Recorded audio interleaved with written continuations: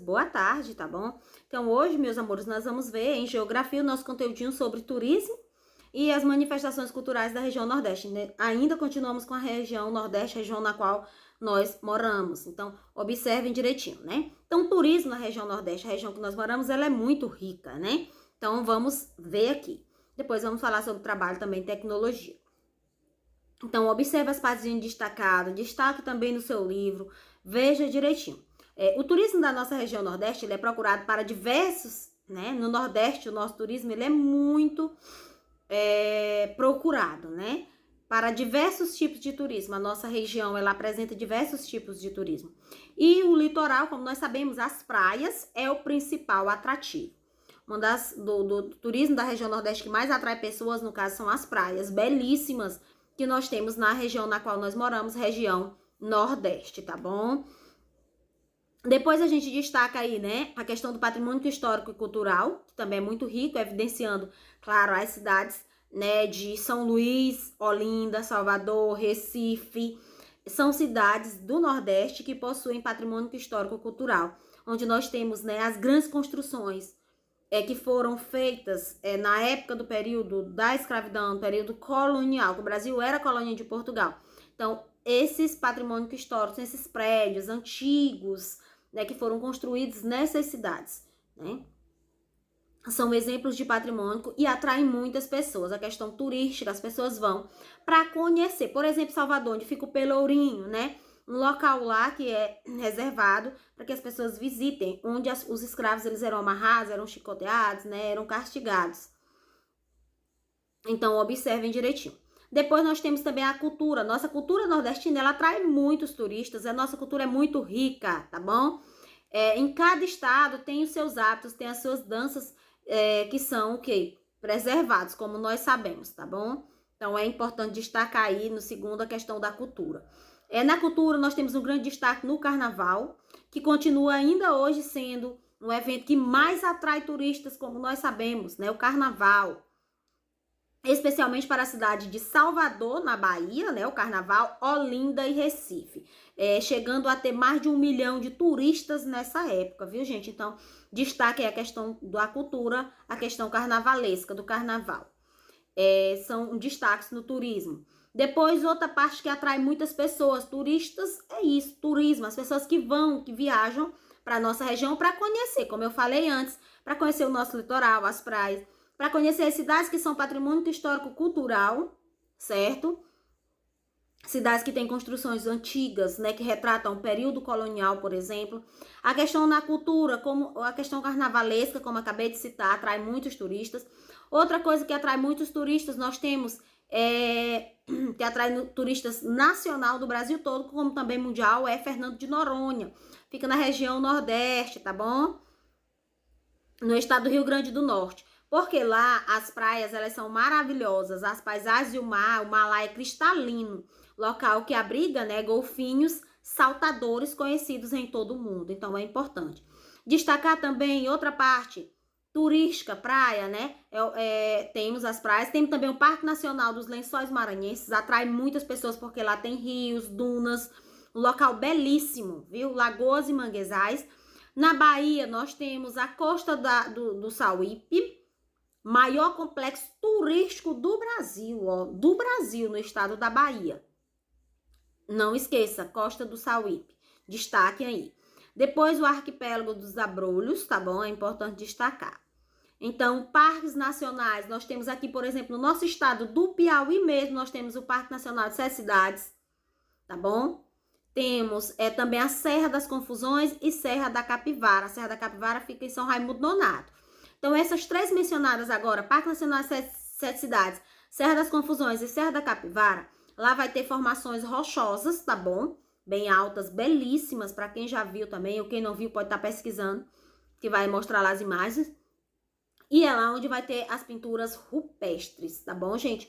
Os desenhos, como as pessoas se comunicavam lá na pré-história. Nós temos aqui na nossa região Nordeste, no nosso estado do Piauí, por exemplo, as 7 cidades, e temos também a Serra da Capivara, em São Raimundo Nonato. Então, é importante você destacar. Temos também outras praias, né? Importante. O Delta do Parnaíba, tá bom? Temos o maior cajueiro do mundo, o Forte dos Reis Magos e todos no estado do Rio Grande do Norte, tá bom? Isso tudo lá próximo a Fernando de Noronha. Aí abaixo nós temos as imagens, né, de Fernando de Noronha, como eu falei, né? Fernando de Noronha, em Pernambuco, fica no estado do Pernambuco, Fernando de Noronha, não esqueçam. É um arquipélago, né? Quer dizer que é um conjunto de ilhas e um dos maiores polos turísticos do país, Fernando de Noronha. Não esqueça, fica no estado de Pernambuco, porque ele é muito conhecido pelas praias, como eu falei antes, o mar lá é cristalino, né? Eles conseguem ver, né, o fundo. Genipabu, né, no Rio Grande do Norte, temos aí Cabedelo, né, a região metropolitana de João Pessoa, Paraíba, que é uma das principais atrações do Nordeste também. Então, você pode estar visualizando aí e destacando no seu livro. Aí, aqui nós temos, gente, algumas imagens, como eu disse para vocês, nosso Nordeste ele é muito rico. As principais pontos turísticos de algumas regiões do Nordeste, nós temos aqui, destacando muito a questão das praias, viu? Como você pode estar vendo aí. Belíssimas, né, as paisagens. Como eu falei, né, em Alagoas nós temos aí a praia de Ponta Verde, a praia de Pajuçara e a praia de Jaraguá. Belíssima, você olha a imagem encantadora, dá logo uma vontade de ir lá, né, gente? É belíssimo um lugar desse. E são pontos turísticos da nossa região Nordeste. Aí na Bahia, como eu falei, nós temos o elevador Lacé, temos o Pelourinho, temos o Farol da Barra, né? Pontos turísticos foram esses locais que foram construídos pelas pessoas durante o período colonial, que nós éramos colônia de Portugal. E esses trabalhos todos foram realizados, né? Esse patrimônio histórico, esses três aí abaixo, foram realizados, foram construídos, feitos pelos escravos. E eles não recebiam remuneração nenhuma, viu, gente? Trabalhavam. Aí mais do lado nós temos também riquezas aí da nossa região Nordeste. As praias são belíssimas, gente. Que são aqui os pontos turísticos, como eu falei, da nossa região. Continuamos com as manifestações culturais, né? Questão do folclore. Folclore, que nesse mês 22 de agosto nós comemoramos o dia do folclore. Folclore, que é a cultura popular da região Nordeste, é resultado da miscigenação das culturas, quer dizer, da junção das culturas europeias, africana e indígena. Então, de todas elas, nós pegamos um pouco e aí formamos o nosso, tá bom? Depois, o folclore nordestino, ele é riquíssimo, como nós sabemos, e se manifesta por meio de muitos elementos, como artesanato, né? A questão das decorativa, né, ornamentação, temos a questão da culinária, da alimentação, né, do folclore, a questão das danças, né, as festas típicas, ditados populares, né, nós vamos ter as parlendas, vamos ter as adivinhas, tá bom? As crendices e as lendas, como sempre a gente faz na nossa escola todos os anos. Mesmo ano passado com pandemia, a gente tentou fazer, né, de alguma forma, essa manifestação cultural no folclore, sobre as lendas folclóricas, tá bom? Que fazem parte da nossa cultura. Depois nós temos danças e festas populares, nós, né, colocamos aqui de acordo com cada região, temos. Nossa região aqui de Miguel Alves, o estado do Piauí, destaca muito a questão do forró, todo mundo conhece, né? Forró, pé de serra, mas temos os outros estados que se destacam outras danças, maracatu, frevo, caboclinho, baião, tá bom? Chachado, missa do vaqueiro, vaquejada também aqui, nós conhecemos a vaquejada, é comum da nossa região. Paixão de Cristo em Pernambuco é um grande destaque, são elementos ricos da nossa cultura, vale ressaltar. Pratos típicos, como eu falei, cada região tem o seu prato típico, característico, né? Mas nós destacamos muito aqui a questão da feijoada, da galinha, da carne de sol, feijão verde, tá bom? E uma grande variedade de pratos, né, que são feitos com milho, coco e mandioca, como nós sabemos. Então, o Nordeste, nossa região, é a região que mais consome crustáceos. Crustáceos é o que, gente? Caranguejos, aratu, marisco, siri, sururu, unha de velho. Isso aqui são peixes de quê? De água salgada. E essa variedade resulta em grande parte, né, dos manguezais, né, locais próximos ao mar, porque nós sabemos que nós temos uma grande variedade de praias aqui na nossa região Nordeste, tá bom?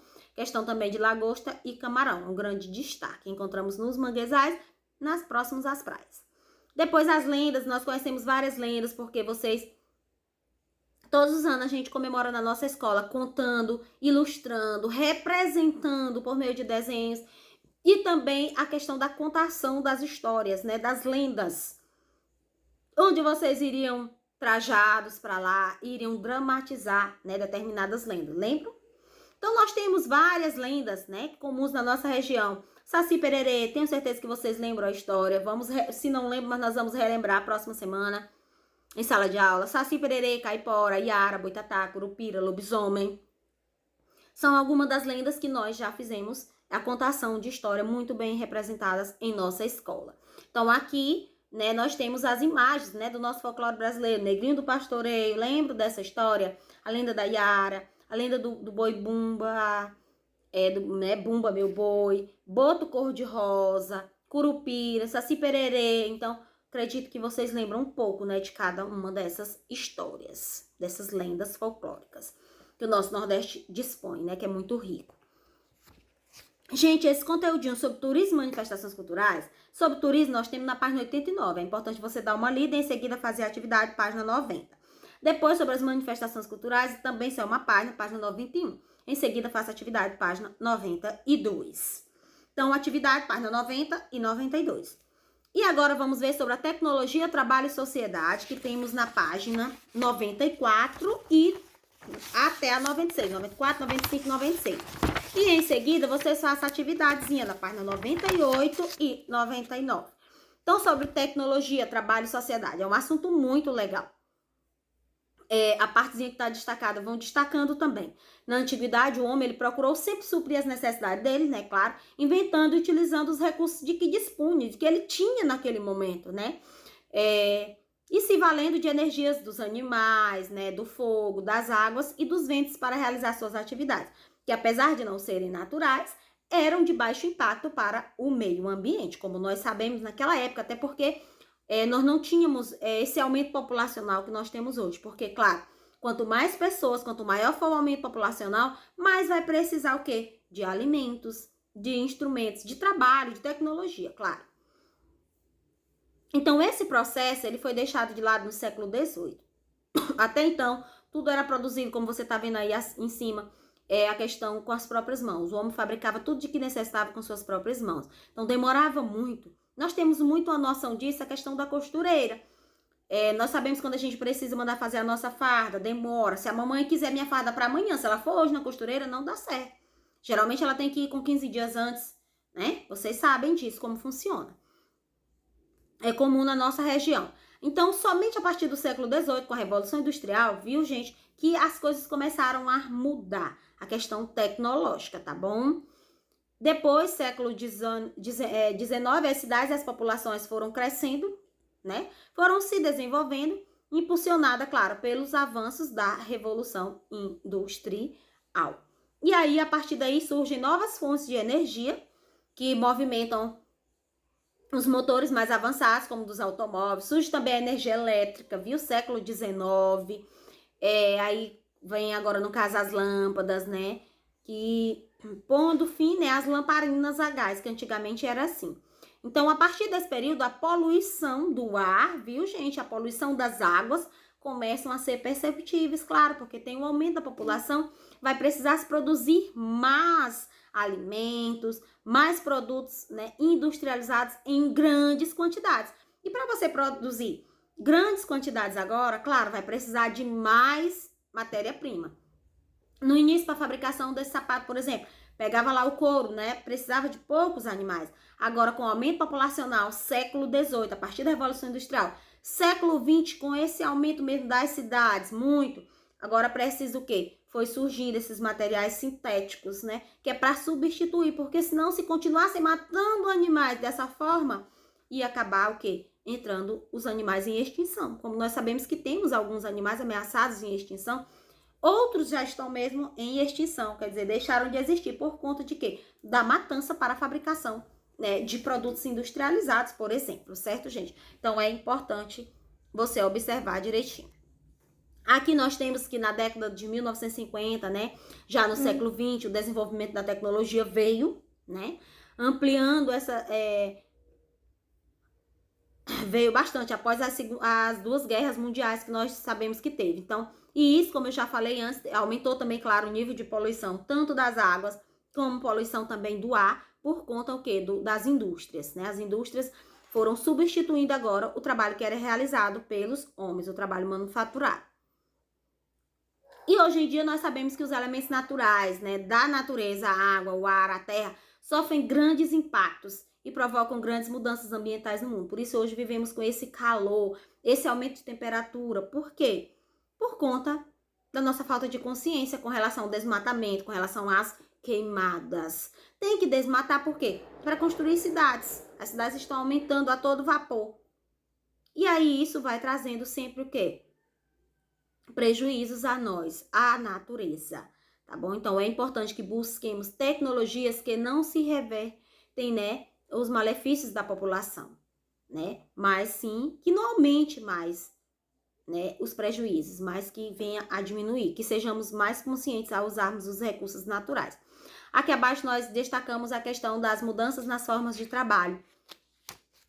E aí ele disse o quê? Que a partir da Revolução Industrial, século XVIII, foi assim um verdadeiro divisor das águas no que diz respeito às técnicas de trabalho. Porque antes era desse jeito, o plantio era manual, nas roças podia-se levar o dia inteiro. A pessoa que ia, cortava, queimava, plantava com as próprias mãos. Demorava muito tempo. Isso antes da Revolução Industrial.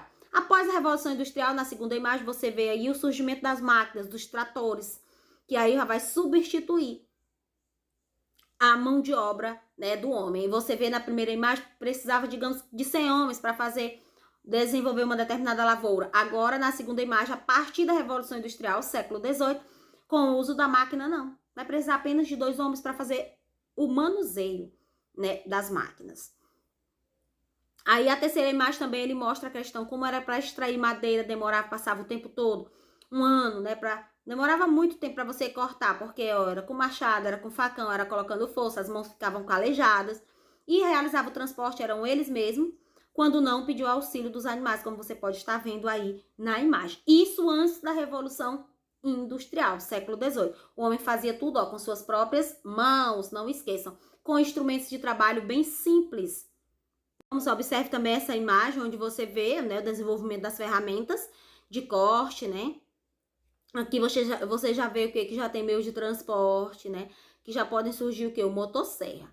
Então, a Revolução Industrial, ela não parou apenas nas técnicas de produção, né, da fábrica, né? Como a gente está vendo aí, o desenvolvimento das novas tecnologias nos séculos seguintes mudariam a forma de fornecer os produtos. Na primeira imagem, aí você pode estar vendo o ritmo de produção era ditado pelo próprio trabalhador, que fazia, né, como ele queria. Por quê? Porque ele produzia tudo com as suas próprias mãos.